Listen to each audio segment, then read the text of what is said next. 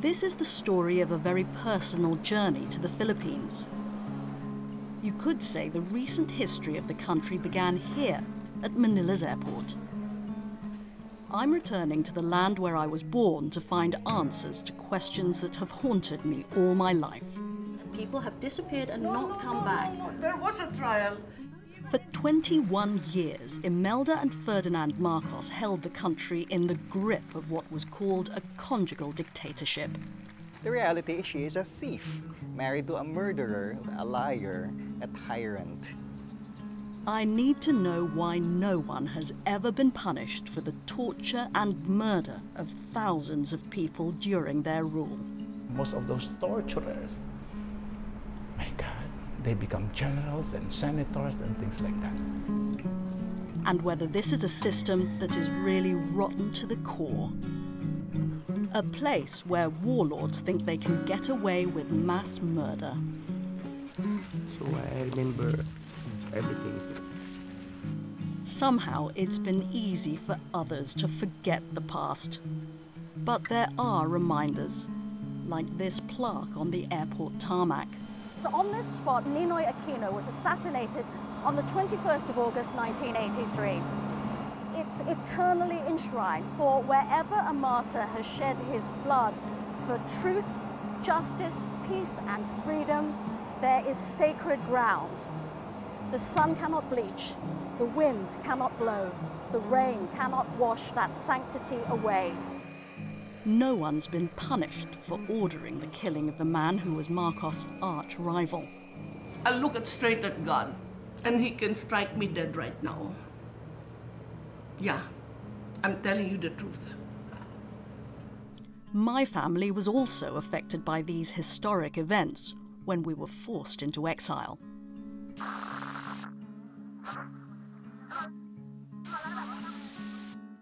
My mother was a young journalist when she decided to write a book about Imelda Marcos. She thought it was going to be a celebrity story because Imelda was a former beauty queen. As First Lady, Imelda loved to party with the rich and famous. She had expensive tastes, dressed like royalty, and accumulated an infamous collection of jewels and, of course, shoes. Imelda was a star. She was just everybody's darling, beautiful, tall. They were calling her the Jacqueline Kennedy of the Philippines. And I said, yeah, write the book on Imelda Marcos. She's very popular. That would be a bestseller.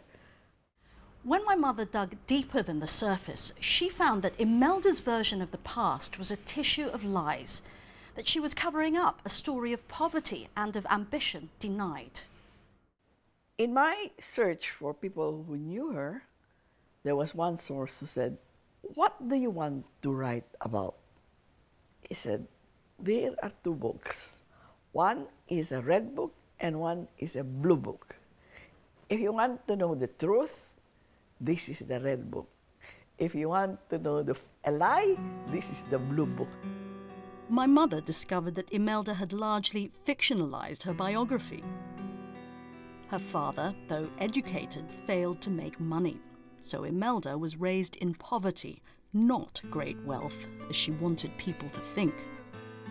If somebody asked her, well, or what is Imelda's profession? She used to say, mining. That's mine, that's mine, that's mine. That's the joke. She never said it herself. She didn't really say that. But that's true.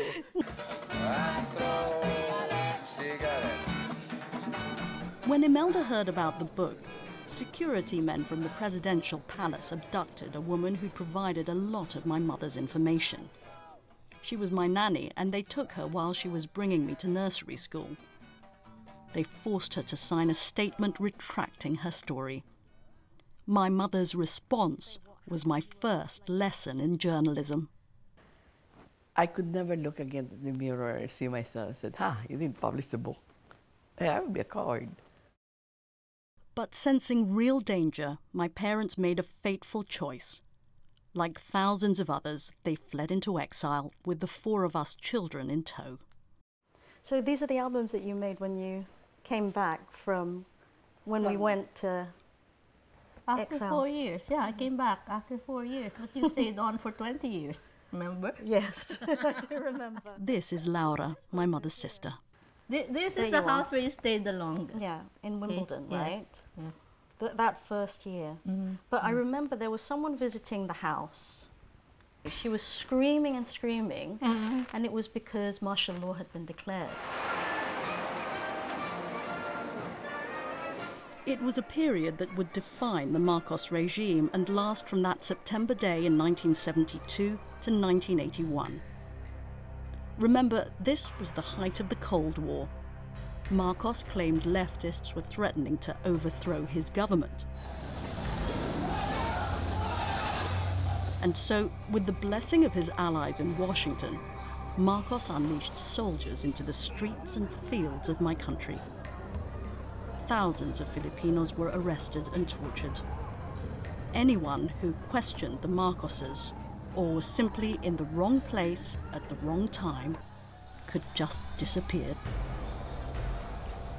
Well, what we did feel at that time was, I think, a great sense of relief that we weren't in Manila.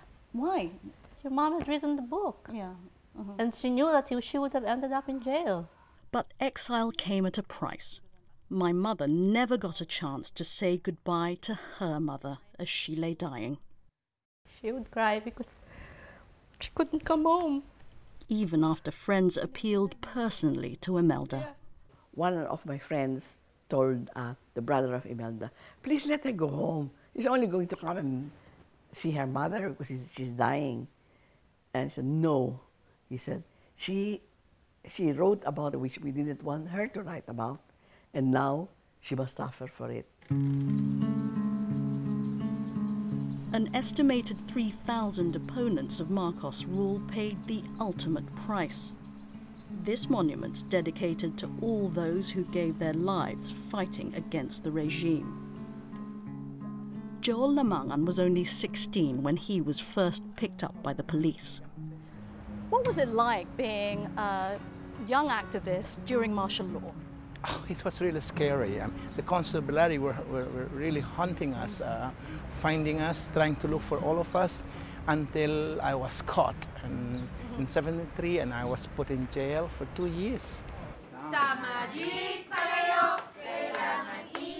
Joel now directs television sitcoms and dramas, but his real passion is to make films examining the darker side of the Philippines.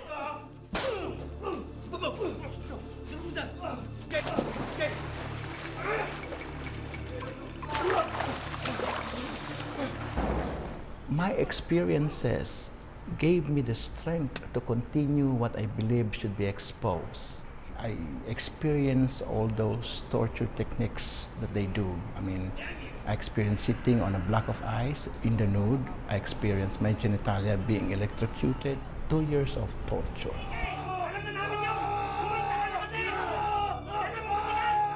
You don't even have an idea if you will be alive the next day. Of course, I cannot do anything about it. I was young, I was put in jail. It's the entire government against me. What will I do, even if I scream and scream and scream?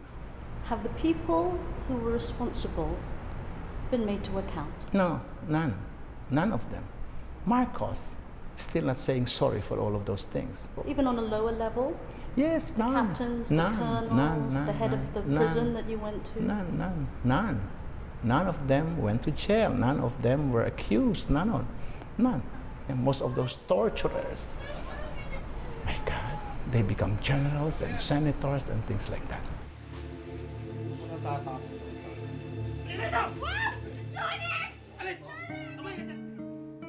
Marie Ilao Enriquez was one of 5 in her family imprisoned during martial law. I delivered my baby in prison, in Camp Crame. But then, what the military would like to do was to send my baby to an orphanage. Yeah, and so I protested. I said, if you can do that to your children, you go and do that to your daughters, but not mine. So I did not sign any paper because they were forcing me to sign a blank paper. Marie managed to hold on to her daughter, who later discovered how she got her start in life. When she was in college, I saw one of her papers. And it made me cry. I said, I know my story. I was born in prison. And he said, one time she says, you know, Ma, I think we're different from the others. I said, yeah, you have to consider that you are really different from the others because your mom and dad are activists. And yeah, we live a different life. A life also marked by the loss of her sister Liliosa, who died in prison just 2 days after she was arrested. Her crime, writing for a university newspaper. To my knowledge, she was the first female political prisoner who was killed inside detention during martial law. Marcos appeared unassailable. But then, in 1983, his longtime political rival Ninoy Aquino returned from exile. A TV crew captured the moment when Ninoy was escorted off the plane by military officers.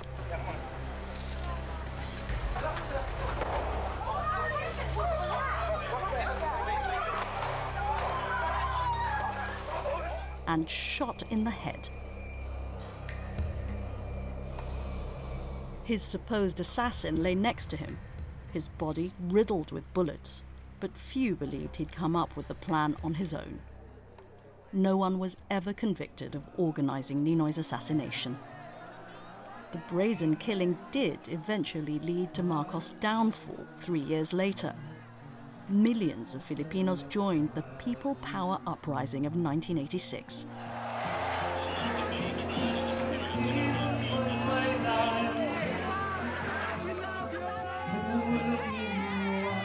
Ferdinand and Imelda fled the presidential palace, bringing 300 crates of documents and jewels with them to their exile in the United States.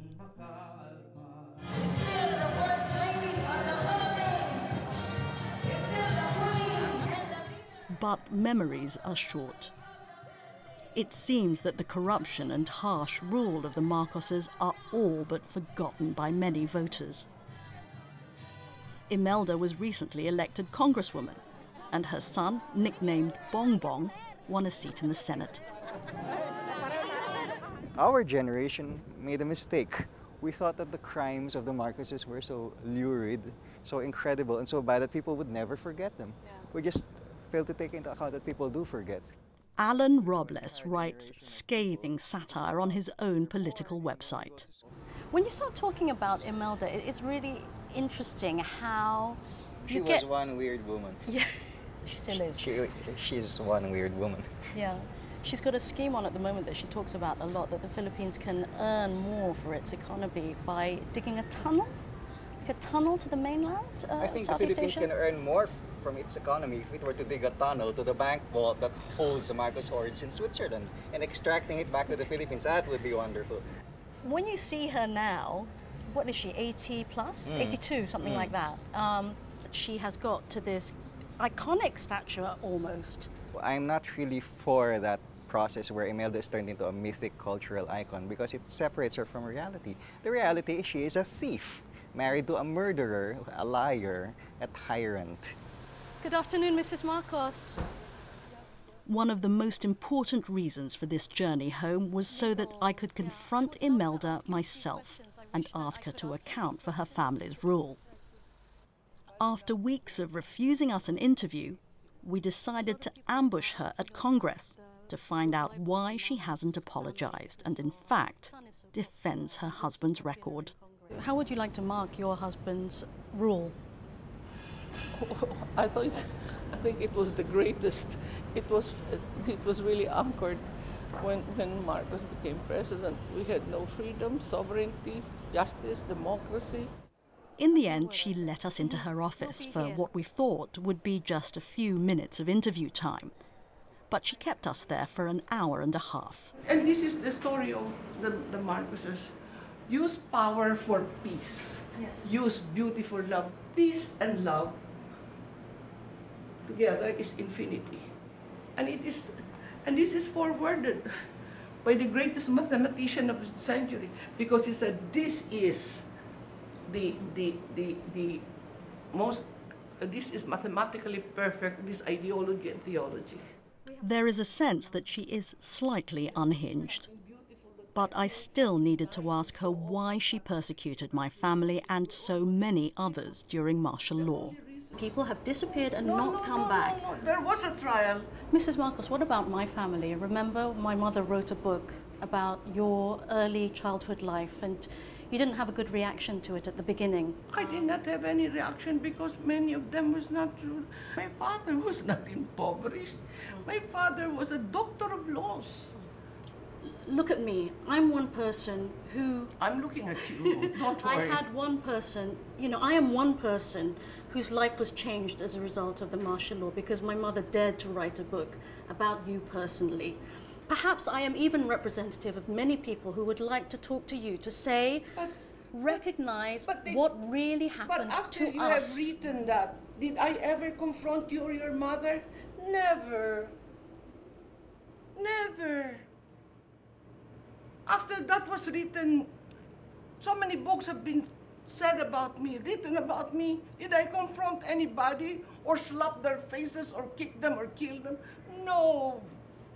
There is divine justice. I am a believer. I don't even wish confidentially in my heart evil to those people who did us so much harm and pain. No. My mother showed me a picture of you meeting with Ninoy Aquino just a couple of months before his assassination.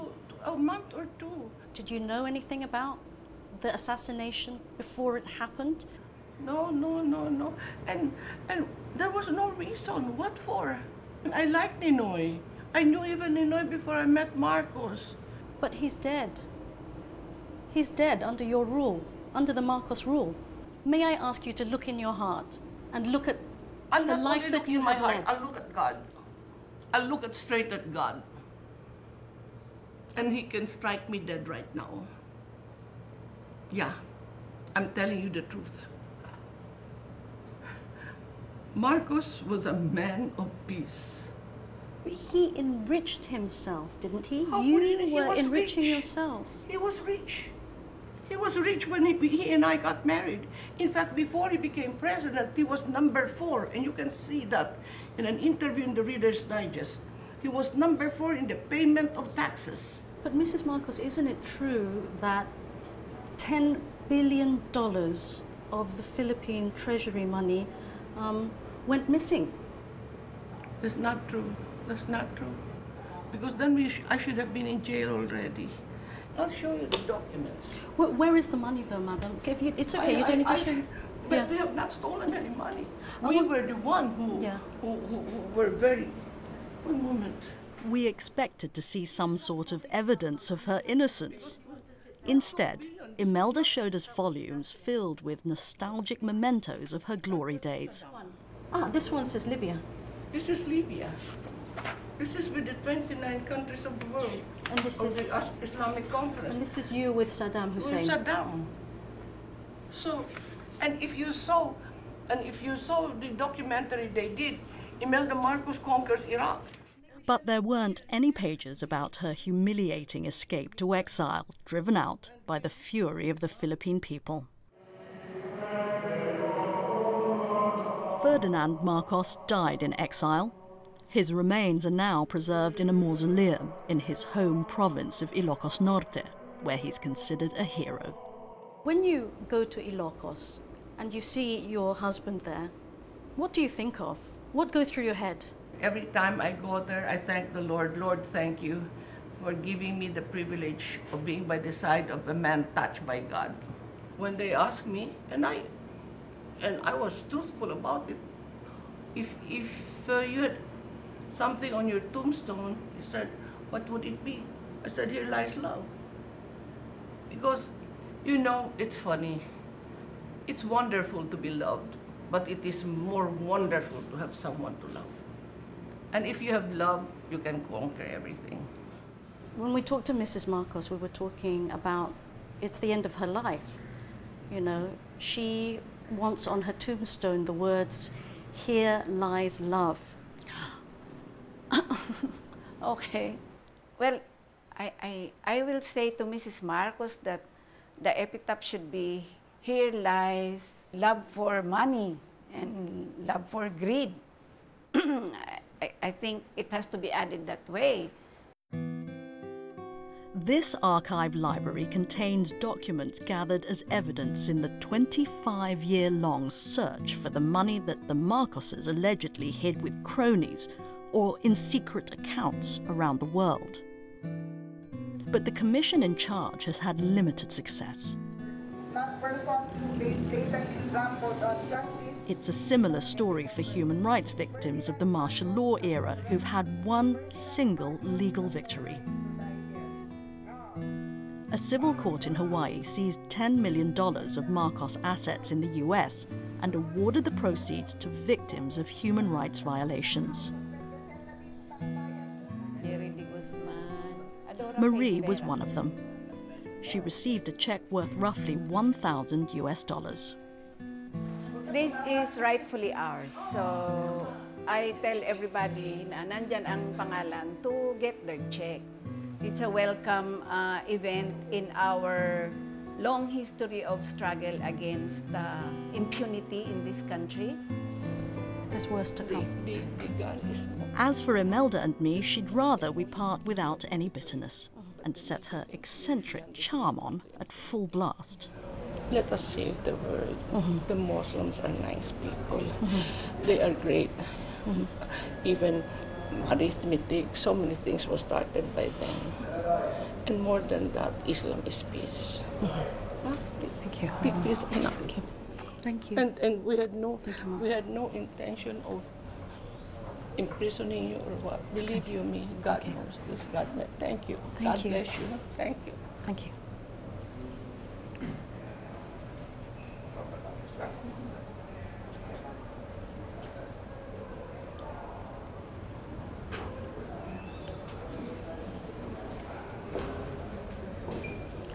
Well, that went on for way longer than I expected it to, and I found myself feeling much sorrier for Mrs. Marcos than I had expected.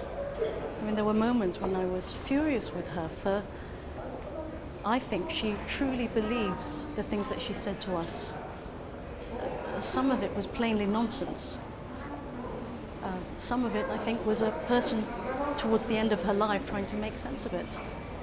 Somebody who came from very specific circumstances.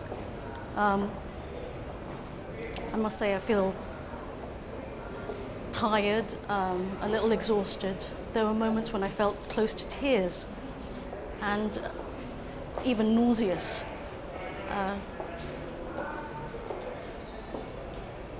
Strange.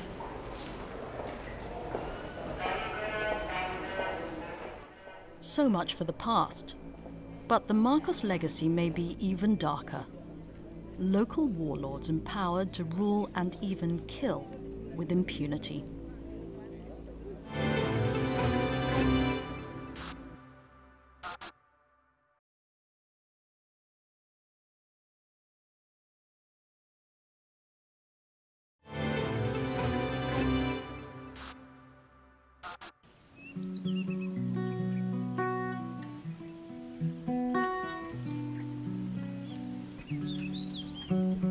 My journey home to the Philippines continues to the province of Maguindanao, part of the southern region, Mindanao.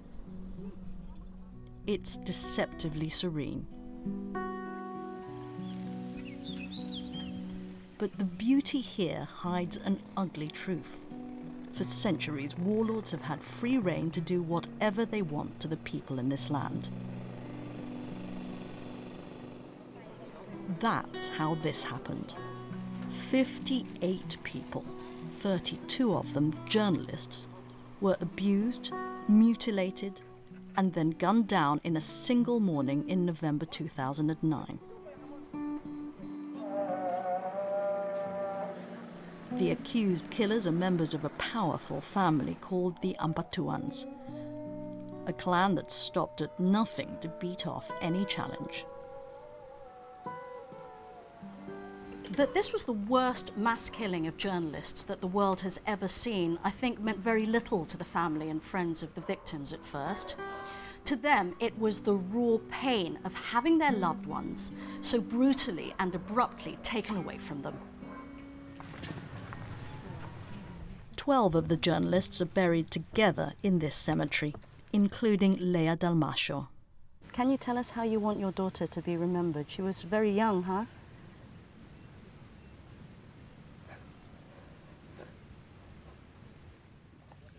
It's so sad for us, especially for my parents.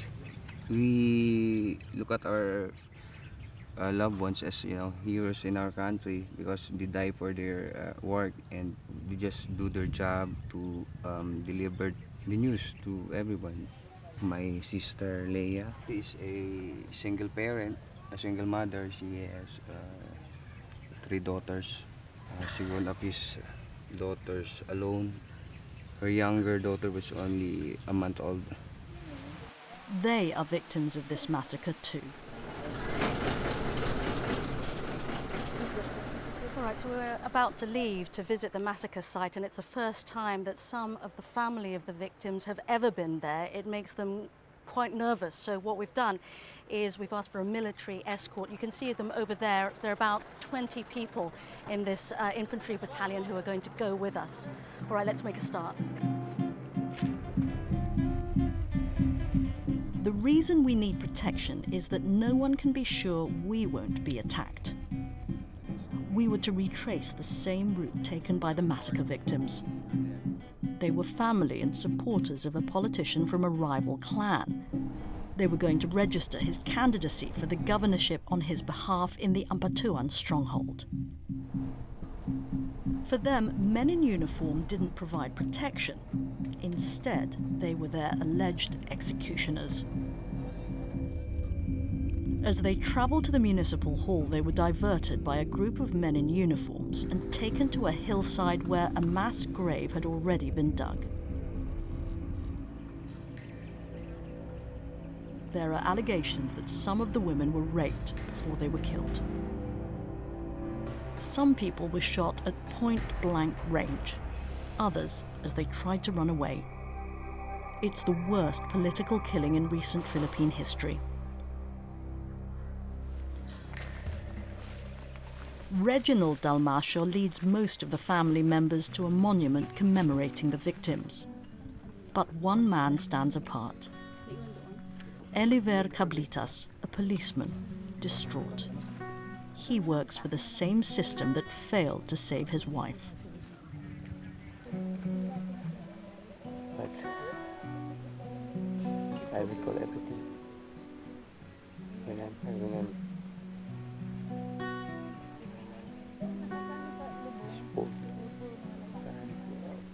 Full of bodies? No, this is only place, but they piled all the cadavers. They piled all the corpses here, including your wife? Yeah, my wife.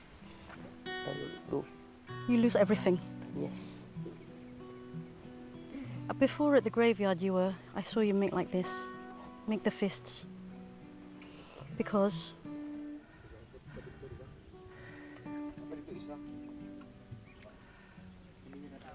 You didn't want to go? I just want to cry because those moments I cannot cry.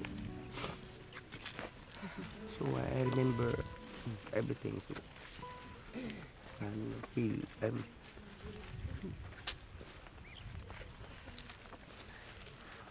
Reginald, what happened when you came here and you saw this is the spot where your sister's body was, wasn't it? Yes, this is where the area I saw my sister. Just laid here, covered with banana leaf. I recognized the shape and the size of my ate because of all the journalists. She's the smallest. When I saw her face, my initial reaction was I ran because I don't know why. Maybe because of her face or the smell. Everything what happened was just a nightmare, was just a dream. But it's been a year now and it's really a reality.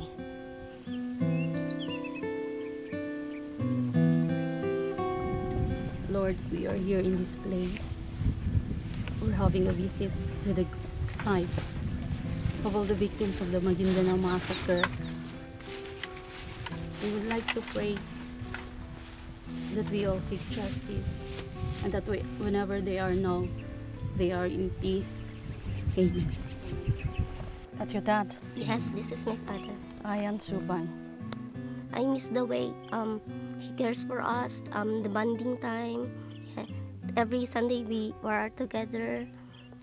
He spent whole day for us, and then the next day he works again. You were one of the ones who were worried about security to come here. You wanted to have a military escort, didn't you? Yes. Why? What are you afraid of? Talagang ano sila eh, powerful. Pero kung tutuusin talaga, mga monster sila. They're monsters. There's monster. And my understanding is they still control this area, the Ampatuans. Yeah, really. They still have private How can that armies. be? Because they are very powerful. They're supported. Do you think they're supported by people even more powerful? Yeah, because for them, these Ampatuans are their kings. They have a lot of money, they have a lot of armies. And now they have a lot of lawyers who were busy on this day when Andal Ampatuan Sr. faced charges that he arranged the mass killing. One of the victims, the wife of his main rival, Ismail Mangududato, known as Toto. It's an amazing, chaotic scene in here. The alleged mastermind of the Ampatuan massacre has just been presented in front of court. We had a photo opportunity where the entire nation's media, it feels like, has descended upon this tiny courtroom. It's incredibly cramped. The victims' families are right next to the defendants, all in their yellow T-shirts on one side. On the other side, people who have seen their fathers, their mothers, their wives, their sons, their daughters killed, and they're still waiting for justice a year and a half after the event itself. Is that right? Reina Fe Momai Castillo is one of those waiting. Her father went missing at the time of the massacre, and his body still has not been found. Around 100 people wanted for the murders are still at large. What is going on? Yeah, they have very good lawyers. We have to admit that. One of the lawyers have said that maybe the insects kill the victims, or the victims kill themselves.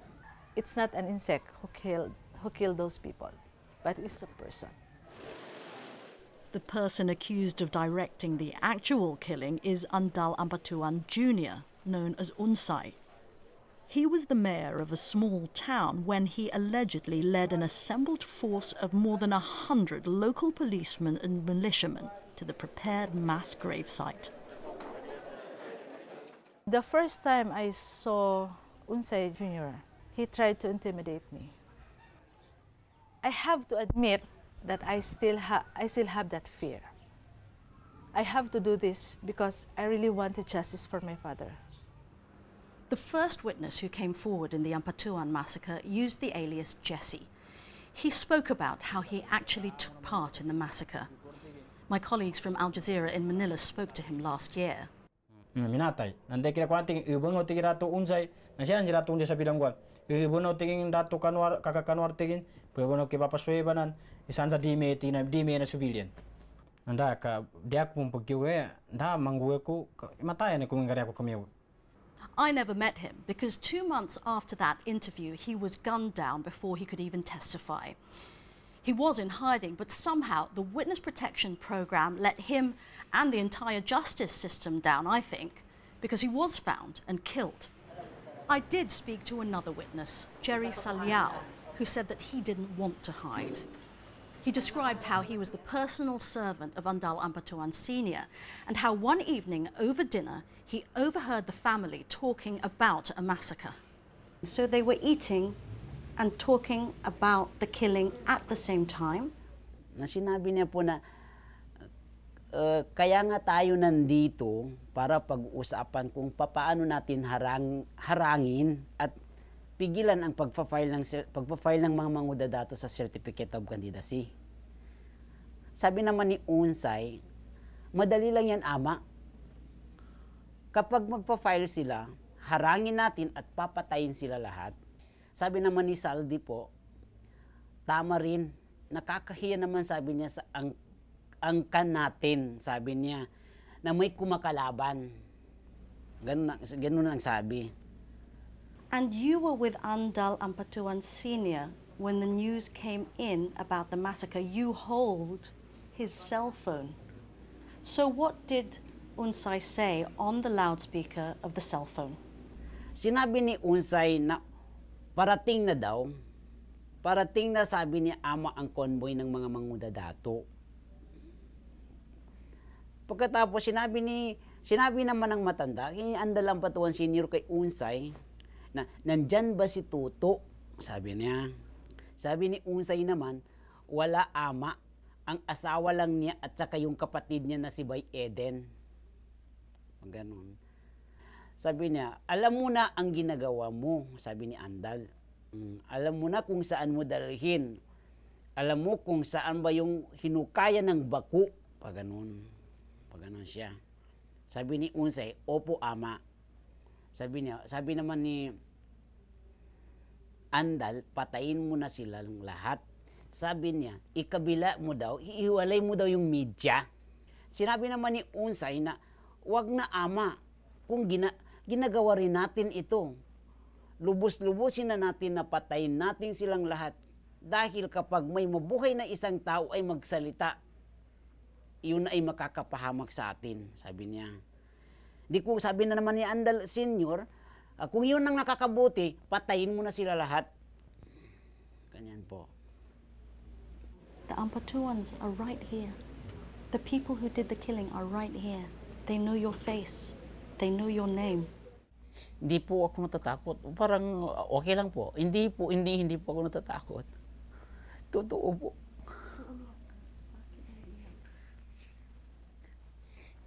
Kung hindi lang po ginagawa ko po kung paano po ako makatulog. Napakahirap po. Para na rin akong wanted.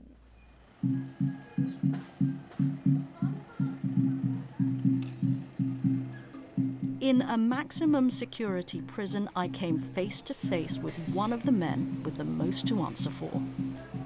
Good afternoon. Good afternoon, Governor. This is the former governor of Muslim Mindanao, Zaldi Ampatuan, brother of Unsay. He was about to deliver a bombshell. Are you willing to come out and speak for truth, for peace in Mindanao? Yes, in the best of my ability, then I will head the government. Even if it's against your father and your brother? Whoever is involved, I will head the government to say the truth. But even though Zaldi was now willing to speak, his version of events was clearly self-serving. Jerry Saliao said that he was at a meeting or a dinner of some sort, that you were there, and that you agreed with a plan to go ahead with the massacre. I was not present during that meeting, and I was not part of any plan to do the massacre. You know, as a former governor, it's very hard for me to stay here. But I don't want to be, I don't want to hide. You're no victim, really, are you? I am a victim of this Maguindanao massacre also. Whatever happens next, Zaldi must wonder if he'll survive to tell his story in court before gunmen get to him too.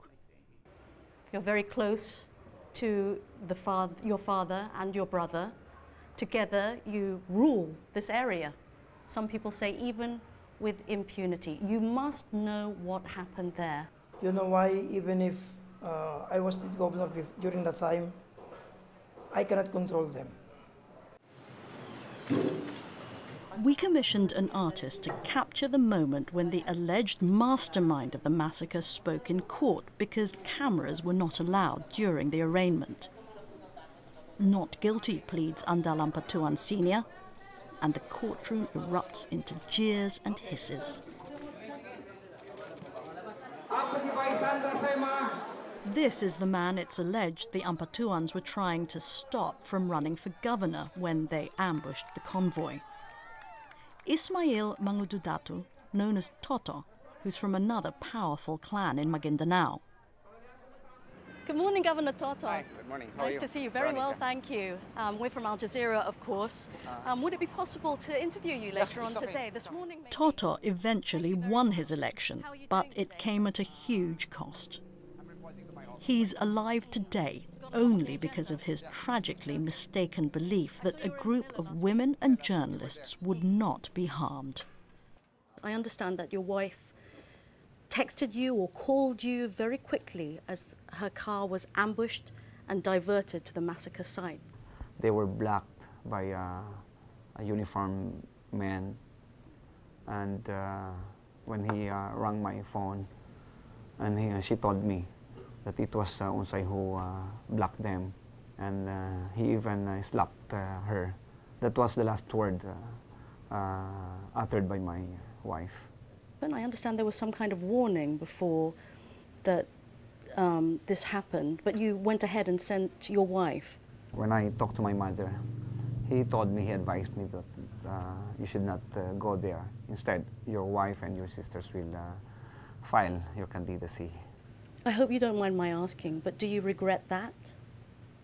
Do you regret assuming that the women would not be injured now that you've lost your wife and relatives? Yeah. Of course, I was so disgusted and felt bad. The Ampatuan stronghold, Sharifagwak, is in the most deprived part of the country. But on one street, we found palaces fit for tycoons. How did they get so rich? Because of the government. They took a cut from government money? Yeah. Projects?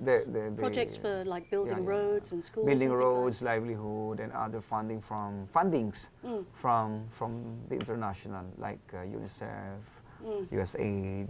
Where did you get the money to build those palatial mansions that we saw in Sharifagwak?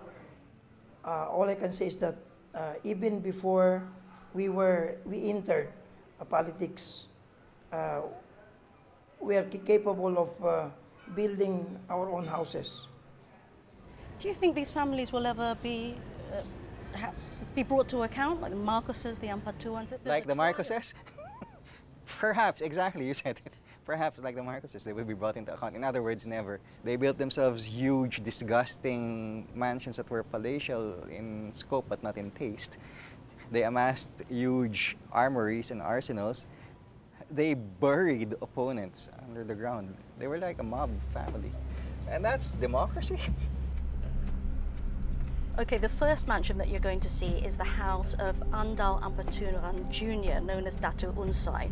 He's in jail at the moment and accused of actually being present at the massacre itself. This is the house of Zaldi Ampatuan. He was governor of the autonomous region of Muslim Mindanao for about 8 years. He's alleged to have been at the meeting where the massacre was planned. And we're coming up now to the house of the patriarch of the clan, Andal Ampatuan Sr. Right after the massacre, investigators went into the house and found at least 1,000 weapons in there, including anti-tank weapons, mortars, machine guns, sniper and assault rifles, and tens of thousands of rounds of ammunition. And look at the markings on the boxes. DND stands for the Department of National Defense. We only have one in the Philippines. So you've got to wonder how much of a surprise the discovery really was when government forces raided the Ampatuan mansions. Unsay and other Ampatuans may have surrendered to the Philippine army, but they are the same force that had armed them to the teeth, supposedly to help fight against Islamic insurgents. Muslims make up only, what, 8 to 10% of the Philippine population. They feel very strongly that they've been marginalized, particularly since the 1970s and the regime of the Marcoses. And that's the reason why an armed insurgency began in the 70s.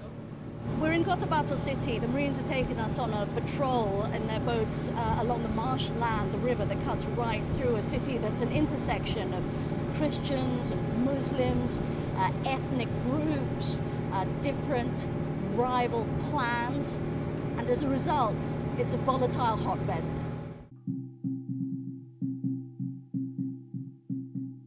For now, the conflict is merely simmering, but we had to pass through a series of checkpoints to get anywhere in the province. This one's manned by fighters from the Moro Islamic Liberation Front, or MILF. Datu Michael Mastura, former congressman and peace negotiator for the insurgents, has warned for years that by backing the Ampatuans, the government was creating a monster. They could not have got this amount of power or arms, I'd imagine, without some support from national institutions, the army, the police, the government.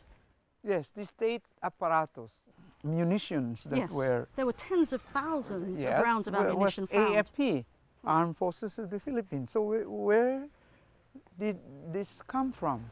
But it was a response, wasn't it, to the threat by the MILF, the insurgency you're involved with. The Filipino government sees this as a threat to their sovereignty. But this is not an argument for a clan, for example, to take over that function of the apparatus of the state. The Philippines sees itself as a showcase of democracy in the region, but the truth is that the system is rotten to the core. Those guilty of the worst crimes known to humanity go unpunished, and so the crimes continue.